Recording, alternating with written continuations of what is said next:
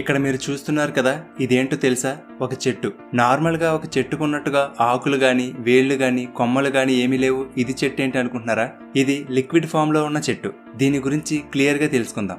గ్రామాలలో అయితే ఎక్కడ పడితే అక్కడ చెట్లుంటాయి, కానీ సిటీలలో ఎక్కడ చూసినా పెద్ద పెద్ద బిల్డింగ్స్, రోడ్లు తప్పితే చెట్లుండవు. చెట్లు పెంచడానికి సరైన ప్లేస్ ఉండదు, సాయిల్ ఉండదు. కాబట్టి సిటీలలో గాలిలోని పొల్యూషన్ పెరిగిపోవడం వల్ల అది మన క్వాలిటీ ఆఫ్ లైఫ్ ని ఇంపాక్ట్ చేస్తుంది. అందుకే ఈ సిటీలలో ఉండే ప్రాబ్లమ్ ని సాల్వ్ చేయడానికి సెర్బియాకి చెందిన డాక్టర్ ఇవాన్ అనే ఒక సైంటిస్ట్ ఈ లిక్విడ్ ట్రీ కాన్సెప్ట్ ని కనిపెట్టారు. అదేంటంటే ఆల్గే అనే ఒక జాతి జీవులు ఉన్నాయి. ఇవి చూడడానికి నీటిలో నాచు ఎలా ఉంటుందో అలా ఉంటుంది. ఇవి బ్రతకాలంటే సూర్యుని కాంతి, గాలిలోని కార్బన్ డైఆక్సైడ్, నీరు ఈ 3 అవసరం. ఇవి ఏం చేస్తాయంటే చెట్లు ఎలా అయితే గాలిలోని కార్బన్ డైఆక్సైడ్ ని తీసుకుని ఆక్సిజన్ గా మారుస్తాయో, అలాగే ఈ జీవులు కూడా గాలిలోని కార్బన్ డైఆక్సైడ్ ని తీసుకుని ఆక్సిజన్ ని బయటకు వదులుతాయి.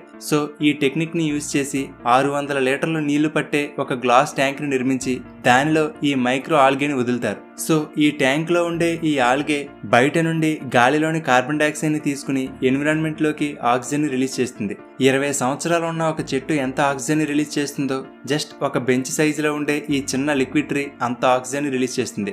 సో మనం ఒక మొక్కను నాటి అది 20 సంవత్సరాల తర్వాత చెట్టుగా పెరిగే వరకు వెయిట్ చేయాల్సిన అవసరం లేకుండా ఇన్స్టెంట్ గా ఎక్కడ కావాలంటే అక్కడ, ముఖ్యంగా పొల్యూషన్ ఎక్కువగా ఉండే సిటీలలో వీటిని ఇన్స్టాల్ చేసి ఆక్సిజన్ ప్రొడ్యూస్ చేయవచ్చు. దీనిపైన ఏర్పాటు చేసిన సోలార్ ప్యానెల్ ద్వారా దీనికి కావలసిన పవర్ అందుతుంది. అలాగే దీనిని బెంచ్లా కూడా యూజ్ చేసుకోవచ్చు. మొబైల్ ఛార్జింగ్ కూడా పెట్టుకోవచ్చు. చూడడానికి ఒక ఫిష్ ట్యాంక్ లా ఉంటుంది, కానీ చెట్టులాగానే గాలిని క్లీన్ చేస్తుంది. ఇది ఎంత ఎక్కువగా క్లీన్ చేస్తే అంత ఎక్కువగా గ్రీన్ కలర్ లోకి మారుతుంది. అంతేకాదు దీనిలో పెరిగిన ఆల్గేని పొలాలకు ఎరువుగా యూజ్ చేసుకోవచ్చు. ప్రస్తుతానికి వీటిని సెర్బియా దేశంలోని బెల్గ్రేడ్ అనే నగరంలో ఏర్పాటు చేశారు. త్వరలోనే ప్రపంచమంతటా రావాలని కోరుకుందాం. నార్మల్గా మనం ఆన్లైన్లో చాటింగ్ చేసేటప్పుడు, మెసేజెస్ పంపేటప్పుడు మన ఎమోషన్స్ని, ఫీలింగ్స్ని ఎక్స్ప్రెస్ చేయడానికి ఎమోజీస్ని యూజ్ చేస్తూ ఉంటాం. ఈ మధ్యకాలంలో ఈ ఎమోజీస్ యూజ్ చేయడం చాలా ఎక్కువైంది. అయితే యూనికోడ్ 15.1 ప్రకారం మొత్తం ఇప్పటి వరకు 3782 ఎమోజీలు ఉన్నాయి. అలాగే ఎప్పటికప్పుడు కొత్త ఎమోజీలు యాడ్ అవుతూ ఉంటాయి. అయితే ఇన్ని వేల ఎమోజీస్ ఉన్నా కానీ ప్రపంచవ్యాప్తంగా ఏ ఎమోజీని ఎక్కువగా యూజ్ చేస్తున్నారో తెలుసా? Face with tears of Joy. ప్రపంచవ్యాప్తంగా పంపబడుతున్న అన్ని ఎమోజీస్లో 5% ట్రాఫిక్ దీనికే ఉంటుంది. దీని తర్వాత ఎక్కువగా యూజ్ చేసేది లవ్ సింబల్. యూనికోడ్ కన్సార్షియం అనే సంస్థ ప్రతి సంవత్సరం ప్రపంచవ్యాప్తంగా ఏ దేశంలో ఏ ఎమోజీస్ని ఎక్కువగా యూజ్ చేస్తున్నారు అనే సర్వే చేస్తుంది. ఆ సర్వేలో సుమారుగా 75 దేశాల్లో ఈ face with tears of Joy emoji number 1 ప్లేస్లో ఉంది. మరి మన దేశంలో ఎక్కువగా యూజ్ చేసే ఎమోజీ ఏంటో తెలుసా? నమస్కారం చేస్తున్నట్టుగా ఉండే ఈ ఎమోజీ. అయితే మీరు ఎక్కువగా ఏ ఎమోజీని యూజ్ చేస్తారో క్రింద కామెంట్ సెక్షన్లో తెలియచేయండి. మన అందరికీ తెలిసిన ఫేమస్ ఫుట్బాల్ ప్లేయర్ అయిన క్రిస్టియానో రొనాల్డో కాళ్ళకి $144 మిలియన్ ఇన్సూరెన్స్ ఉంది. అంటే సుమారుగా 1200 కోట్ల రూపాయలు. అతను ఫుట్బాల్ ప్లేయర్ కాబట్టి అతని కాళ్లే మోస్ట్ వాల్యుబుల్ అసెట్. ఆ కాళ్ళకి ఏదైనా అయితే అతని కెరియరే దెబ్బతింటుంది. కాబట్టి అతను తన కాళ్ళకి 1200 కోట్ల రూపాయల ఇన్సూరెన్స్ చేయించుకున్నాడు. ఒకవేళ అతని కాళ్ళకి ఏదైనా గాయం అయ్యి ఇక అతను ఫుట్బాల్ ఆడలేని పక్షంలో ఆ ఇన్సూరెన్స్ కంపెనీ అతనికి ఆ అమౌంట్ని ఇస్తుంది. కేవలం రొనాల్డో మాత్రమే కాదు, ప్రపంచవ్యాప్తంగా ఉన్న చాలా మంది సెలబ్రిటీలు తమ బాడీ పార్ట్స్ కి ఇన్సూరెన్స్ చేయించుకున్నారు. ఉదాహరణకి జేమ్స్ బాండ్ సినిమాలో నటించే డానియల్ క్రెగ్. ఆ సినిమాలో భాగంగా అతను ప్రమాదకరమైన స్టంట్స్ చేయవలసి ఉంటుంది. దానివల్ల గాయాలు అవ్వచ్చు. కాబట్టి అతను తన ఫుల్ బాడీ పార్ట్స్ కి $9.5 మిలియన్ అంటే సుమారుగా 79 కోట్ల రూపాయలకు ఇన్సూరెన్స్ చేయించుకున్నాడు. ఫెర్నాండో అలాన్సో అనే F1 డ్రైవర్ తన చేతివేళ్లకు 94 కోట్లకు, రీసెంట్ గా మన ఇండియాలో ముఖేష్ అంబానీ గారి అబ్బాయి ప్రీ వెడ్డింగ్ సెలబ్రేషన్స్ లో పర్ఫామ్ చేసిన రెహానా తన కాళ్ళకి 8 కోట్లకు ఇన్సూరెన్స్ చేసుకున్నారు. ఇలా కొంతమంది సెలబ్రిటీలు దేని మీద వాళ్ళ కెరియర్ ఆధారపడి ఉంటుందో ఆ బాడీ పార్ట్స్ కి వాళ్ళు ఇన్సూరెన్స్ చేయించుకుంటున్నారు. మరి అలా చూసుకుంటే మనలాంటి వాళ్ళకి మన లైఫే ముఖ్యమైనది. మరి అలాంటి మన లైఫ్కి ఇన్సూరెన్స్ చాలా అవసరం. కాబట్టి మనకంటూ ఒక టర్మ్ ఇన్సూరెన్స్ తప్పనిసరిగా ఉండాలి. అయితే అన్ని రకాల పాలసీలను కంపేర్ చేసుకుని బెస్ట్ పాలసీని తీసుకోవడానికి పాలసీ బజార్ బెస్ట్ ఆప్షన్. పాలసీ బజార్లో మీరు 20కి పైగా ఇన్సూరెన్స్ కంపెనీలను కంపేర్ చేసుకుని బెస్ట్ పాలసీని బై చేయవచ్చు. అండ్ నెలకి $473తో ₹1,00,00,000 టర్మ్ ప్లాన్ ని పొందవచ్చు. అండ్ 10% వరకు ఆన్లైన్ డిస్కౌంట్ లభిస్తుంది. పాలసీ బజార్ నుండి 24/7 క్లెయిమ్ అసిస్టెన్స్ ఉంటుంది. డెడికేటెడ్ రిలేషన్షిప్ మేనేజర్ ఉంటారు. టర్మ్ ప్లాన్ లో 59 క్రిటికల్ ఇల్నెస్లకు కవర్ లభించేలా రైడర్స్ ఉంటాయి. అండ్ 80 ఇయర్స్ వరకు కవరేజ్ లభిస్తుంది. పాలసీ బజార్ ఆన్లైన్ పోర్టల్ కాబట్టి చాలా కాస్ట్ సేవ్ అవుతుంది. ఆఫ్లైన్ లో ఏజెంట్స్ అండ్ బ్యాంక్స్ కన్నా తక్కువ ప్రీమియమ్స్ ఉంటాయి. అంతేకాదు సెక్షన్ 80C క్రింద 1,50,000 వరకు ట్యాక్స్ బెనిఫిట్స్ కూడా పొందవచ్చు. దీనిలో యాక్సిడెంటల్ కవర్ వంటి ఎక్స్ట్రా కవరేజ్ కోసం రైడర్స్ ఆప్షన్స్ కూడా ఉన్నాయి. పాలసీ సెలక్షన్, డాక్యుమెంటేషన్, క్లెయిమ్స్ ఇలా ఏ అవసరమైన పాలసీ బజార్ రిప్రజెంటేటివ్స్ ఇంటికి కూడా వచ్చి హెల్ప్ చేస్తారు. సో మీరు అలాగే మీ ఫ్యామిలీని ఫ్యూచర్లో సెక్యూర్గా ఉంచుకోవడానికి డిస్క్రిప్షన్లో ఇచ్చిన లింక్ని చెక్ చేయండి. నెక్స్ట్ ఫ్యాక్ట్లోకి వెళ్ళిపోతే, మనందరికీ ప్రపంచ దేశాలు చూసి రావాలని ఉంటుంది. అలా మన లైఫ్ మొత్తంలో మహా అయితే 4-5 దేశాలు తిరగలమేమో. అదే కొంచెం ఎక్కువగా ట్రావెలింగ్ చేసే వాళ్ళైతే 10-20 దేశాల వరకు తిరగలుగుతారు. కానీ ఇక్కడ చూస్తున్న అమెరికాకి చెందిన లెక్సీ ఆల్ఫర్డ్ అనే ఈ అమ్మాయి ఏకంగా ప్రపంచంలో ఉన్న అన్ని దేశాలు అంటే 196 దేశాలు తిరిగేసింది. చివరికి అంత ఈజీగా వెళ్ళడానికి వీలు కాని నార్త్ కొరియా కూడా, అది కేవలం 21 సంవత్సరాల్లోపే. అయితే ఈమె పేరెంట్స్ ట్రావెల్ ఏజెంట్స్ అవడం వల్ల తనకు చిన్నతనం నుండే ట్రావెలింగ్ మీద ఇంట్రెస్ట్ ఏర్పడింది. అలా తాను 18 ఏళ్ల వయసు వచ్చేసరికి 72 దేశాలు కవర్ చేసేసింది. ఇంకా మిగిలిన 124 దేశాలు కవర్ చేస్తే తనకి రికార్డు వస్తుందని 2016లో గుర్తించి అప్పటి నుండి మిగిలిన దేశాలకు కూడా ట్రావెలింగ్ చేయడం మొదలుపెట్టింది. అలా చివరిగా నార్త్ కొరియాతో తన ప్రపంచ యాత్ర పూర్తి చేసింది. అన్ని దేశాలకు వీసాల కోసం అప్లై చేయడం, ఫ్లైట్ టికెట్స్, అకామిడేషన్ కోసం రీసెర్చ్ చేయడానికి చాలా కష్టపడిందట. 21 సంవత్సరాల చిన్న వయసులో ప్రపంచంలో అన్ని దేశాలు తిరగడం అంటే మాటలు కాదు కదా. అందుకే ఈమెకు youngest person to travel to all sovereign కంట్రీస్గా గిన్నిస్ బుక్ రికార్డు దక్కింది. అయితే ఈ రికార్డు అంత ఈజీగా ఏమీ దక్కలేదు. గిన్నిస్ వరల్డ్ రికార్డ్స్ని క్లెయిమ్ చేసుకోవడానికి, తాను అన్ని దేశాలకు తిరిగినట్టు ప్రూవ్ చేసుకోవడానికి 7000 పేజీల డాక్యుమెంట్స్ని క్రోనలాజికల్ ఆర్డర్లో, అంటే తాను జర్నీ స్టార్ట్ చేసిన మొదటి నుండి చివరి దేశం వరకు ప్లేన్ టికెట్స్, వీసాలు, అకామిడేషన్, ట్యాక్సీ బిల్స్ ఇలా అన్నీ సబ్మిట్ చేసింది. అంతా చెక్ చేసిన తర్వాతే గిన్నిస్ రికార్డ్ దక్కింది. అయితే ప్రపంచంలో ఇన్ని దేశాలు తిరిగిన తనకి బాగా ఇష్టమైన దేశం ఏంటి అని అడిగితే ఏ దేశం పేరు చెప్పిందో గెస్ చేయగలరా? పాకిస్తాన్.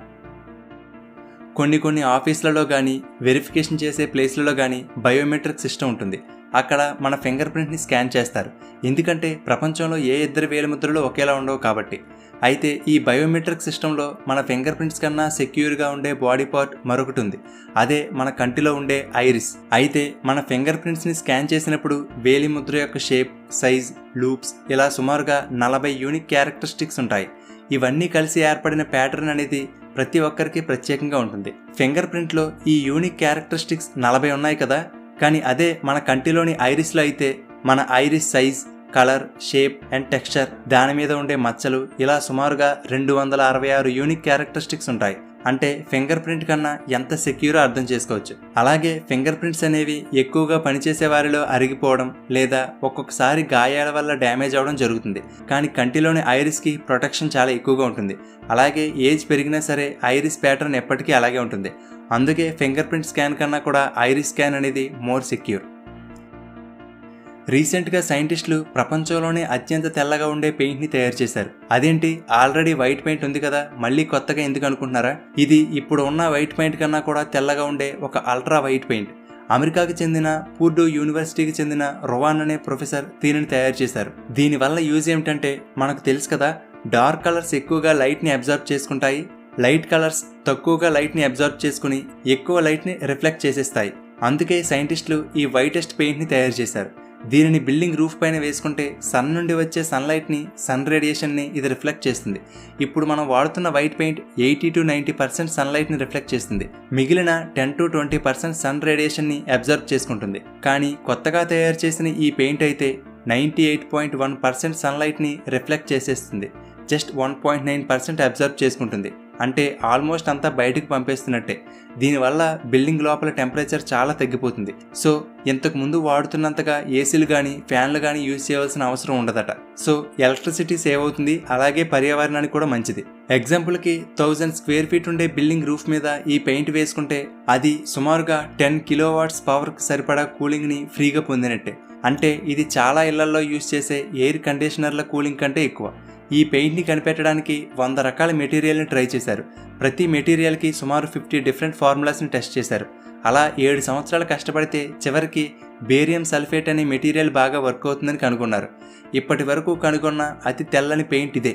అందుకే వైటెస్ట్ పెయింట్గా దీనికి గిన్నిస్ రికార్డు కూడా ఉంది. ఇక్కడ మీరు చూస్తున్నది ఏంటో తెలుసా? ఒక హ్యాండ్ బ్యాగ్.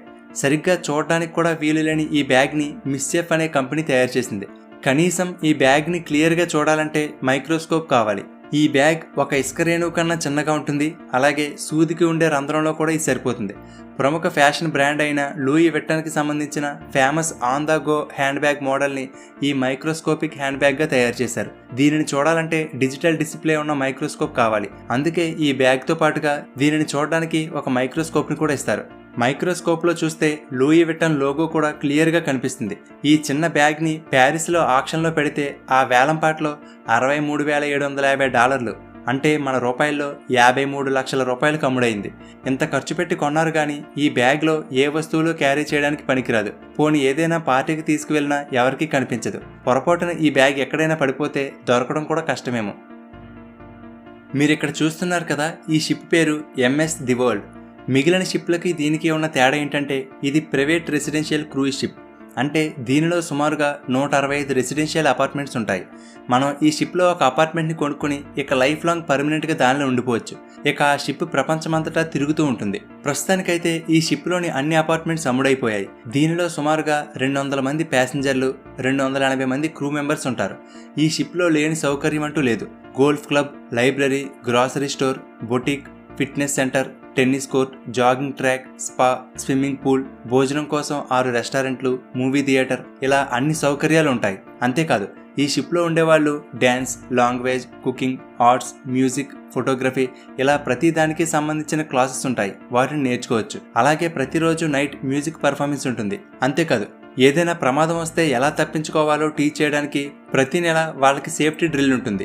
ఈ షిప్లో ఇంటర్నెట్ యాక్సెస్ ఉంటుంది. కాబట్టి ఈ షిప్లో ప్రపంచమంతటా తిరుగుతూనే షిప్లో నుండే బిజినెస్ని రన్ చేసుకోవచ్చు. ఫ్రెండ్స్, ఫ్యామిలీ అండ్ కొలీగ్స్తో టచ్లో ఉండవచ్చు. అలాగే ఈ షిప్ మెయింటెనెన్స్కి కూడా ప్రతి సంవత్సరం కొంత అమౌంట్ పే చేస్తూ ఉండాలి. ఈ షిప్ అలా ప్రపంచమంతటా ప్రయాణిస్తూ ఒక్కొక్క పోర్టు దగ్గర కనీసం 3 రోజుల పాటు ఉంటుంది. సో దీనివల్ల ఆ షిప్లో ఉన్నవాళ్ళు ఆ ప్రాంతంలో ఉండే పర్యాటక ప్రదేశాలను చూడడానికి కావలసినంత టైం ఉంటుంది. అలాగే ప్రతి ప్లేస్లోనూ అడ్వెంచర్ చేయవచ్చు. నెక్స్ట్ ఏ దేశం వెళ్ళాలి అనేది ఆ షిప్లో ఉండే వాళ్ళే ఓటింగ్ ద్వారా డిసైడ్ చేసుకుంటారు. ఎక్కువ ఓట్స్ ఏ ప్లేస్కి వస్తే ఆ ప్లేస్కి వెళ్తారు. అలాగే ప్రపంచంలో ఎక్కడైనా స్పెషల్ ఈవెంట్స్ ఏమైనా జరుగుతుంటే, for example Olympics, fashion shows, famous festivals వంటివి ఎక్కడైనా జరిగితే అక్కడికి ఈ షిప్ వెళ్తుంది. అలా 2002లో ప్రారంభమైనప్పటి నుండి ఇప్పటి వరకు నాన్ స్టాప్గా ప్రపంచమంతటా తిరుగుతూనే ఉంది. ప్రపంచంలో అన్ని దేశాలు తిరుగుతూ ప్రతిరోజు మనం చూసే వ్యూ మారిపోతూ ఉంటుంది. లైఫ్ అంతా అలా షిప్లో గడిపేస్తే ఎలా ఉంటుందో ఊహించుకోండి. ఓకే ఫ్రెండ్స్, ఈ వీడియో మీకు నచ్చితే లైక్ చేయండి. అలాగే మీ ఫ్రెండ్స్ అందరికీ షేర్ చేయండి. అలాగే తెలుగుబడి నుండి ఎప్పటికప్పుడు అప్డేట్స్ పొందడానికి వాట్సాప్లో తెలుగుబడి గ్రూప్లో జాయిన్ అవ్వండి. ఆ గ్రూప్ లింక్ డిస్క్రిప్షన్లో ఇచ్చాను, ఒకసారి చెక్ చేయండి.